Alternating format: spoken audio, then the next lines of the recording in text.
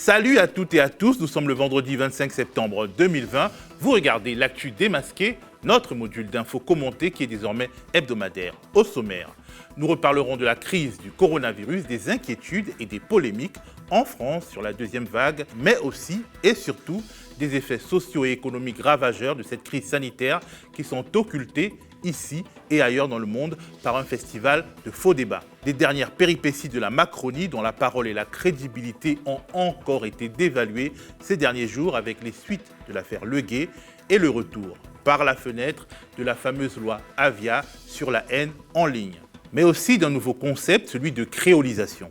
Remis au goût du jour par Jean-Luc Mélenchon, il a entraîné une énième polémique identitaire et montré l'étendue de l'inculture de certains polémiqueurs de studio télé. C'est parti.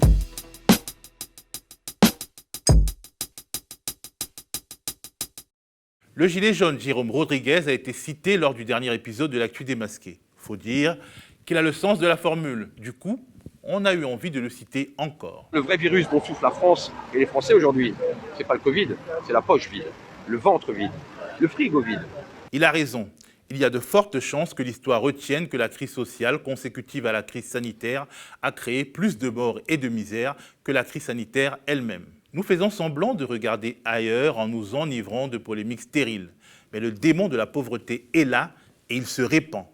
Il faut regarder ce qui se passe aux États-Unis et qui annonce ce qui pourrait bien arriver en France et en Europe. Au pays de Donald Trump, c'est la saison des expulsions. Les nouveaux pauvres du coronavirus sont jetés hors de leur maison. La chaîne CNN a diffusé un reportage déchirant sur ce qu'il faut bien appeler une pandémie sociale. On suit l'équivalent d'un gendarme, il a 55 ans, il procède désormais à 2 fois plus d'expulsions de personnes qui ne peuvent plus payer leur loyer qu'avant la Covid. How does you as law enforcement feel about seeing that family have to go? Oh, it's a tough situation. I've got 6 kids, 6 children. And, the kids see the mom and dad in desperate situations. It's tough. On regarde le face-à-face entre un déménageur payé par un propriétaire et la mamie qu'il est en train de mettre hors de chez elle. At this apartment, the tenant is an elderly woman who can no longer afford the rent. The landlord's mover, Francisco Munoz, works, though he doesn't want to.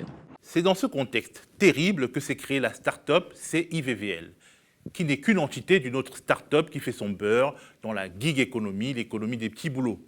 CIVVL est le Uber des expulsions. Les forces de l'ordre et les sociétés spécialisées sont débordées. Inscrivez-vous sur notre appli et courez chez votre voisin pour le transformer en SDF à la vitesse de l'éclair. C'est magique.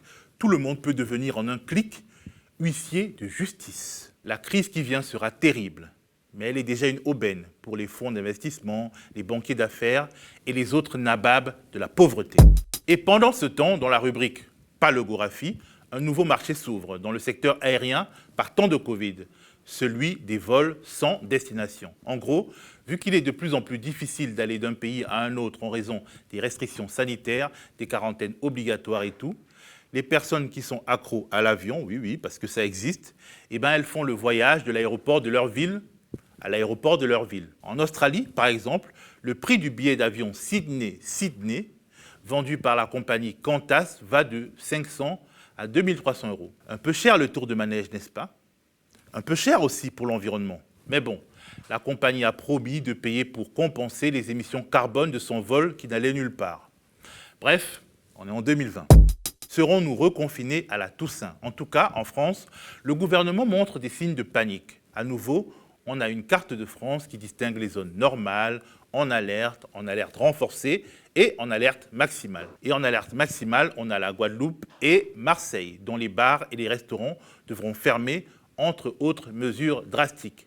Et c'est déjà la guerre entre le gouvernement et les élus locaux, de droite comme de gauche, qui crient à la persécution et à la punition collective. Avec en toile de fond la guerre du professeur Didier Raoult contre le ministre Olivier Véran. Souvenons-nous tout de même, au milieu des chamailleries qui vont occuper nos week-ends en famille, sur qui a tort ou raison, parmi les bretteurs de plateaux télé, souvenons-nous que par-delà les polémiques sur les tests, la deuxième vague, vraie ou fausse, et les futurs vaccins, maléfiques ou pas, il y a des travailleurs qui souffrent au quotidien de l'impréparation du gouvernement cachée sous des montagnes de communication. Parmi eux, une technicienne de laboratoire qui s'est confiée aux médias en ligne Bastamag, Elle et ses collègues sont sous pression. Actuellement, nous avons du réactif pour environ 40 tests par jour.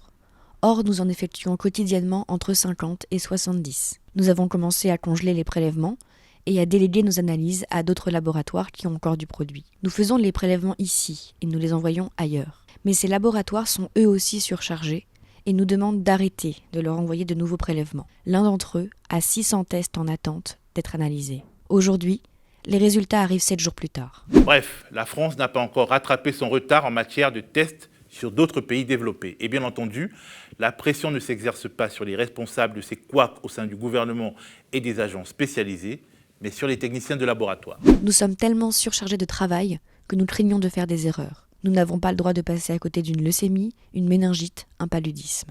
Je travaille entre 40 et 60 heures par semaine. Je suis épuisée. Le soir, quand je rentre chez moi, je vois des tubes, des étiquettes. Je me réveille la nuit en y pensant. Est-ce que j'ai bien fait mon travail ? Je n'ai jamais été autant fatiguée. Je pleure tous les jours sous ma douche. Pendant ce temps, discrètement, subrepticement, le gouvernement français tente d'instrumentaliser l'Union européenne contre les institutions nationales. Purement et simplement retoquée par le Conseil constitutionnel, la loi Avia est de retour. L'association La Quadrature du Net nous explique par quels moyens. Le 25 juin, une semaine après que la loi Avia a été sévèrement censurée par le Conseil constitutionnel, le gouvernement français a demandé à la Commission européenne de faire adopter au niveau européen ce que la Constitution l'empêchait d'adopter en France. Cette séquence législative ne débutera néanmoins pas immédiatement et ne portera que sur une partie de la loi Avia, la partie qui prétendait lutter contre les contenus haineux. Il ne faut pas oublier que la loi Avia prévoyait dans une seconde partie, à côté de celle prévue pour le contenu haineux, un autre type de censure, plus grave encore. Confier à la police le pouvoir de censurer en 1 heure tout contenu qu'elle qualifierait seul, sans juge, de terroriste. Depuis 2 ans déjà, le gouvernement défend un règlement de lutte contre les contenus terroristes, pour imposer cette censure en 1 heure et sans juge partout dans l'UE. Néanmoins, cette idée rencontre en Europe aussi de nombreuses oppositions. Souvenons-nous, c'était le 23 mars dernier, lors de l'acte 19 des Gilets jaunes, Geneviève Leguet, militante de 73 ans, était grièvement blessée suite à une charge policière. Au moins 3 caméras de vidéosurveillance de la ville de Nice vont être exploitées, 3 angles différents, de très bonne qualité selon le procureur. On y voit 3 personnes tomber au même moment. Geneviève Leguet chute par l'arrière et se heurte à un poteau de protection en métal. S'ouvre alors une plaie de 3 cm à la tête constatée par le médecin légiste. Chaque geste, chaque seconde va être décortiqué pour déterminer si oui ou non il y a eu infraction pénale et si elle pourrait impliquer les policiers. Très vite, Emmanuel Macron dédouanait ses policiers. Cette dame n'a pas été en contact avec les forces de l'ordre. Bien entendu, notre bien-aimé président enfonçait le clou avec le grand sens de l'empathie qu'on lui connaît. Je lui souhaite un prompt rétablissement et peut-être une forme de sagesse. Quand on est fragile, qu'on peut se faire bousculer, on ne se rend pas dans des lieux qui sont définis comme interdits et on ne se met pas dans des situations comme celle-ci. Aujourd'hui, on sait qu'Emmanuel Macron disait à l'époque n'importe quoi. Et le pire, c'est qu'on a des raisons de penser qu'il savait qu'il disait n'importe quoi. Mediapart a réussi à se procurer, à publier le rapport d'un courageux capitaine de gendarmerie, par ailleurs protégé par son statut, qui 2 jours après les faits, décrit et dénonce une charge brutale et violente en totale disproportion face à une foule d'une 30aine de personnes assez âgées, très calmes. Il décrit le commissaire Rabat Souchi, le Rambo qui dirigeait les opérations, comme un homme presque dangereux, qui hurle, qui ordonne à ses hommes de battre les manifestants à coups de bâton. C'est après la sortie de ce rapport qu'Emmanuel Macron laisse entendre dans une interview à Nice Matin que le problème c'est Geneviève Leguet, vieille irresponsable, et non les forces de l'ordre. Alors, lui a-t-on caché ce rapport? Pas si sûr. Par la suite, le procureur de la République de Nice, Jean-Michel Prêtre,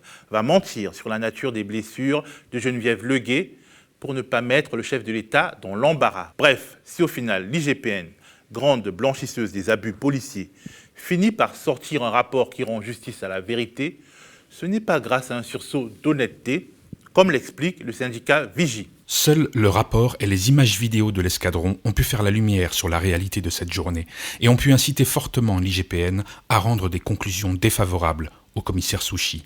Sans cela, rien ne serait sorti. De même, il aura fallu des fuites pour qu'un média d'investigation ait la capacité d'informer le public, alors que l'administration police, censée servir ses concitoyens, gardait un silence coupable. Combien d'autres affaires sont-elles donc gardées sous silence, afin de protéger des donneurs d'ordre qui ne font face à aucune sanction, mais sont au contraire médaillés après des faits condamnables comme ce commissaire ? Peut-on qualifier d'état de droit un pays dans lequel l'administration qui assume la responsabilité de la sécurité intérieure couvre de tels agissements et de tels manquements ? Cette culture de l'opacité et de la connivence est endémique à la police nationale. Et comme on ne peut décidément pas y échapper, la polémique identitaire de la semaine. Tout part d'un discours de Jean-Luc Mélenchon et d'une expression, la créolisation. L'universalisme dont nous nous réclamons en droit doit devenir un universalisme concret. Et de quelle manière le devient-il ? Sans que cela vienne à brutaliser, mutiler, enrégimenter tel ou tel. C'est ce processus que décrivait notre poète Édouard Glissant. C'est le processus de la créolisation du monde. À ces mots, un certain nombre de bretteurs de plateaux télévisés s'enhardissent et crient au scandale. Parmi eux, la journaliste Isabelle Saporta, par ailleurs compagne de Yannick Jadot, tête de file d'Europe Écologie Les Verts, donc rivale de Jean-Luc Mélenchon pour le leadership à gauche. Pour elle, le mot créolisation vise à assigner les descendants d'immigrés à résidence identitaire. Pardon, moi je suis petite fille d'immigrés. Il n'y a pas plus française que moi, c'est dans mes veines quoi. Ça me ferait bien, ça m'enquiquinerait bien, pardon, qu'on me renvoie à ça. Ça veut dire quoi la créolisation de la société ? Oui. Tu te sens créolisée de la société pas toi ? Tout, parce que française. Voilà, tu te sens française. Moi aussi je me sens française. Hein ? Et ma grand-mère elle se sentait française, mon père il se sentait français. Qu'est-ce que ça veut dire ? Ça, la République, oui. Ça veut dire qu'il nous assigne à résidence de nos origines. Non mais pour qui se prend-il ? Pardonnez-moi quoi. Misère. Elle ne sait pas de quoi elle parle. Écoutons Édouard Glissant, immense poète et romancier martiniquais, en espérant que ça arrive à ses oreilles et qu'elle s'en instruise. La colonisation, c'est le mélange des cultures diverses qui retentissent et réagissent les unes sur les autres. C'est pas seulement c'est pas le mélange. Non, c'est pas seulement le mélange. Et ce n'est pas, par exemple, le multiculturalisme ou le métissage. La colonisation a autre chose. Quand les réactions se font, il y a des résultats inattendus, imprévisibles. Madame Saporta, la créolité chère à Édouard Glissant est l'exact contraire de ce que vous décrivez. C'est d'ailleurs pourquoi ses tenants se sont chamaillés avec ceux de la négritude, par exemple. Elle est un chemin non aligné face aux tenants de l'assimilation culturelle et face à ceux de la juxtaposition éternelle de communautés immuables. La créolité est un fait qui ne concerne pas que la France, mais le monde entier. C'est en réalité un constat, celui de l'hybridation culturelle permanente et indomptable, vieille comme l'humanité. Là où les théories de guerre civile, comme le grand remplacement, sont des fantasmes mortifères. Et quand j'y pense, me reviennent à l'esprit ces phrases de Paul Verlaine, déclamées par les écoliers de Montreuil, de Ouagadougou, de Montréal, ou les collégiens francophones de Shanghai. Je fais souvent ce rêve étrange et pénétrant d'une femme inconnue et que j'aime et qui m'aime, et qui n'est chaque fois ni tout à fait la même, ni tout à fait une autre, et m'aime et me comprend. Ainsi est notre pays, ainsi est notre monde au fil du temps qui passe. Ni tout à fait le même, ni tout à fait un autre.